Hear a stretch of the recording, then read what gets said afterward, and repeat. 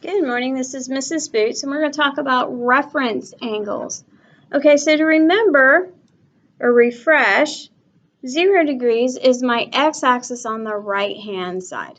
Okay, 90 degrees is up top, 180 degrees is on the left, 270 degrees is down at the bottom, and 360 degrees completes the entire coordinate plane. Remember, quadrant 1 is top right, quadrant 2, quadrant 3, and quadrant 4. So we're always going counterclockwise. So we start at 0, go around counterclockwise, 1, 2, 3, 4.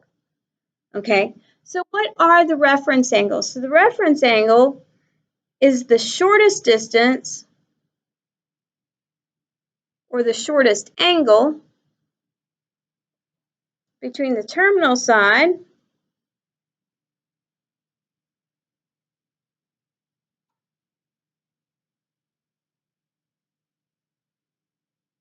and the x-axis.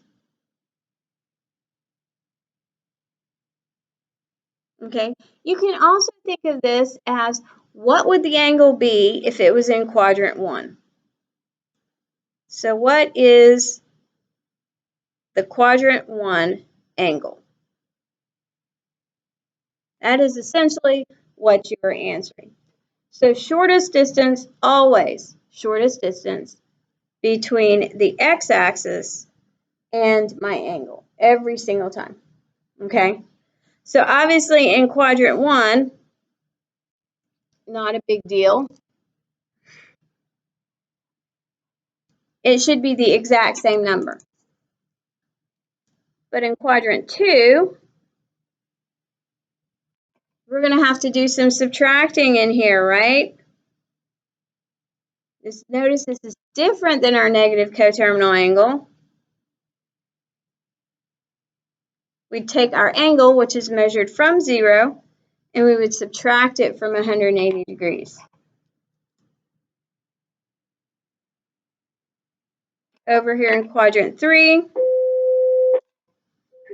morning, Peter. I apologize for the interruption. So if we're in quadrant 3 down here, we are looking at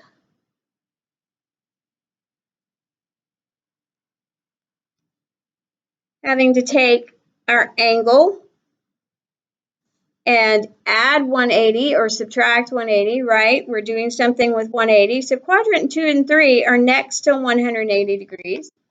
But if I'm in quadrant 4, I'm next to my 360. Okay, I'm over here by 360. Okay, so let's look at each one of these. Very, very simple. So first off, 290 degrees. Which quadrant is 290 degrees in? Okay, so 290 is between 270 and 360. So 290 is in quadrant 4. Okay, so if I drew this on a graph, 290 degrees is going to be somewhere over here. So my angle started at 0 and went all the way around. That is 290 degrees. We want to know the shortest distance between my 290 degree and the x-axis, which is clearly going to be right in here. Okay, that means we're going to have to take 360, because that's where the axis is at, and subtract the 290. Okay, so what is 360 minus 290? 70 degrees. Okay, so if I were to put this angle in quadrant 1, right up here, it would be at 70 degrees. Your reference angles are always positive numbers. So maybe we should write that down over here. These are always positive. We should not get a negative answer for a reference angle. This is always a positive answer. Okay, let's look at 37 degrees. 37 degrees is between 0 and 90. So that means it's in quadrant 1. I'm writing this different way, so I could have written it as Roman numerals, right? Quadrant 1 angles are the best, easiest, because guess what? Whatever I start with is what I end with. That's my 37 degrees. I don't have to subtract it or add anything. It's just 37 degrees because it's already in quadrant 1. You don't have to change it. So make yourself a little note. Already in quadrant 1 means there's no change. You don't have to add or subtract anything. Okay? So now let's look at 230 degrees. Where is 230 degrees? So I have 180 and 270. 230 degrees would be in quadrant 3, or Roman numeral 3, if you want to write it that way. So if I'm looking at my coordinate, quadrant 3 down here, that means I went all the way around from 0 to quadrant 3. Okay, so this is bigger than 180 degrees right here. It's bigger than 180 degrees. So I'm going to take my angle and subtract 180 degrees. Why am I doing 180 and not 360? Because the x-axis on this side is at 180. Okay, so I need to know the shortest distance between my terminal side and the x-axis. So that would be subtracting 180.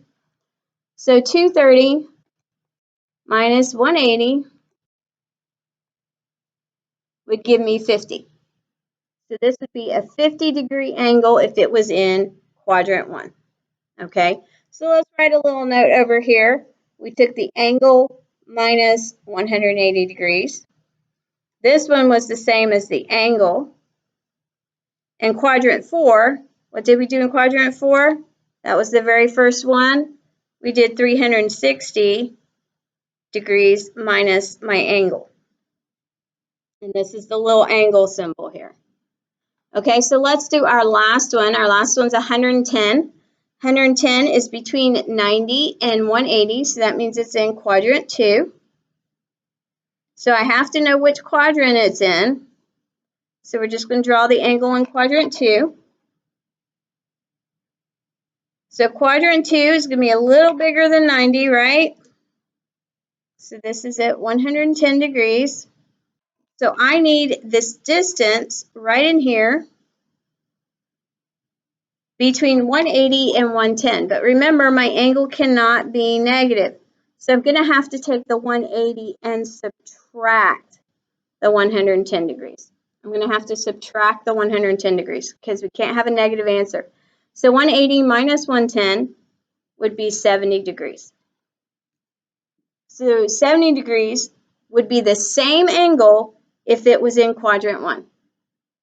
Okay, 50 degrees would be the same angle as 230 if it was in quadrant 1. So we're just literally saying what our quadrant 1 angles would be. You guys are awesome. Great job.